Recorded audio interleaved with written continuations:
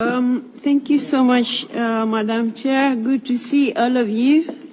Sorry I came in late. I've just arrived from the airport right now. Ms. Sarah Henricks from UN Women, good to see you again, and thank you for being a great partner of the IPU. And Madam Chair, distinguished participants, ladies and gentlemen, it is my great pleasure to open this parliamentary meeting on the occasion of the Commission on the Status of Women for the first time as the President of the Interparliamentary Union. I am honored.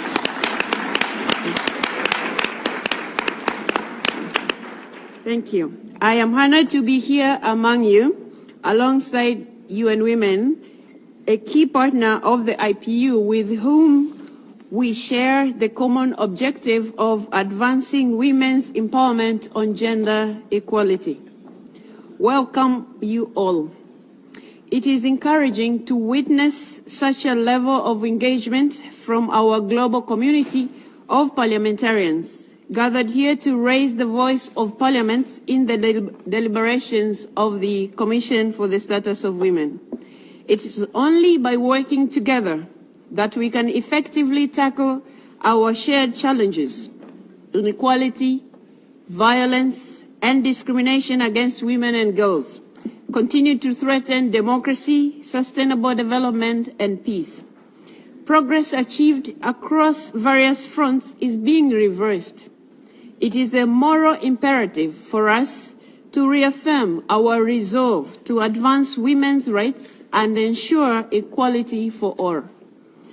As parliamentarians, we have the power and duty to incorporate the needs and interests of women and girls in our deliberations and translate them into concrete policy outputs that leave no one behind.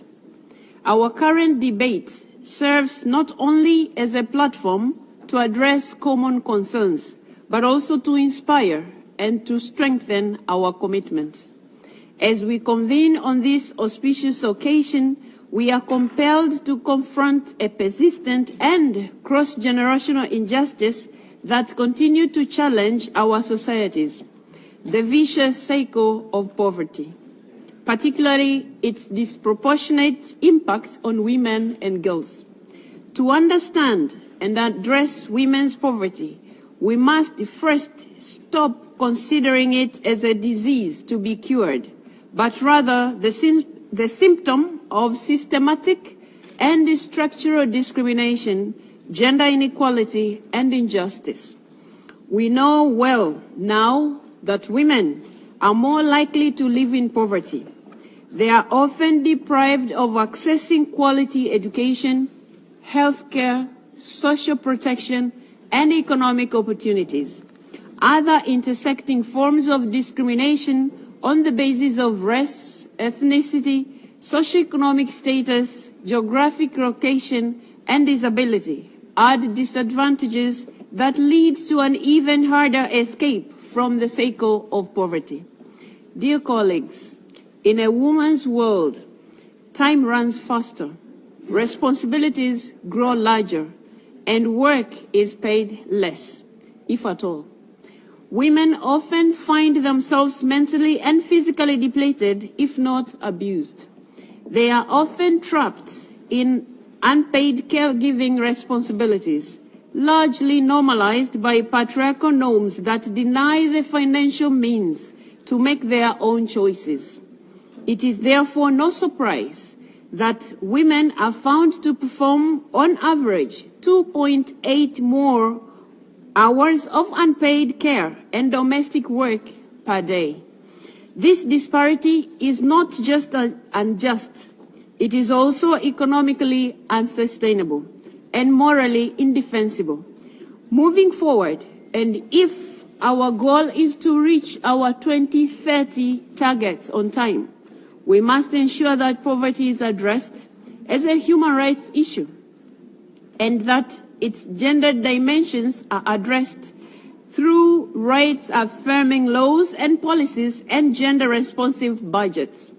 But to bring about the change we want to see, we must first begin by transforming our parliaments.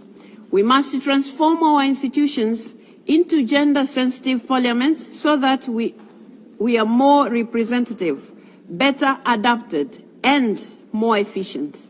Dear friends, first, we must ensure parity between men and women in Parliament, making it the norm. Thank you. Making it the norm rather than the exception.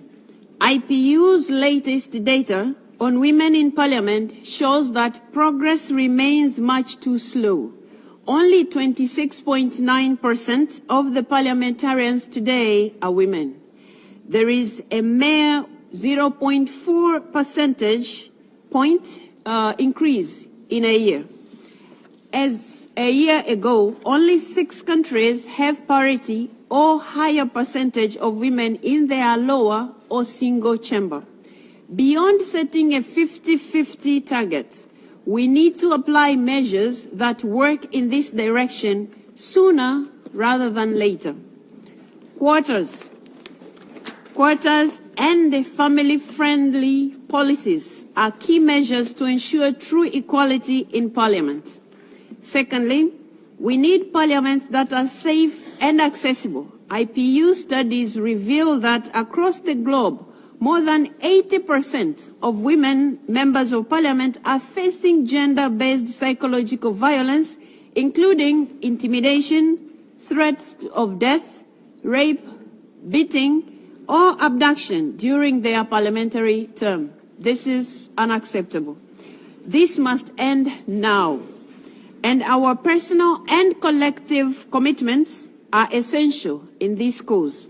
Incorporating zero tolerance policies towards sexism, harassment, and violence is an essential component of gender-sensitive parliaments, and we need all, men and women, colleagues, united in this cause.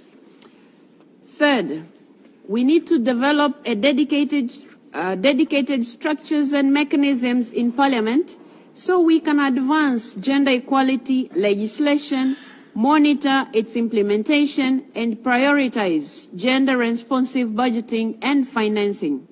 It is the only way to ensure that resources are allocated equitably and that women can thrive and uplift their communities. Dear colleagues, the IPU and forums such as this serve as multipliers of our individual capacities as parliamentarians. We have a lot to learn, a lot to share, and an opportunity to draw inspiration from each other. I look forward to the deliberations of today's meeting and to continue to work together to empower the people we serve.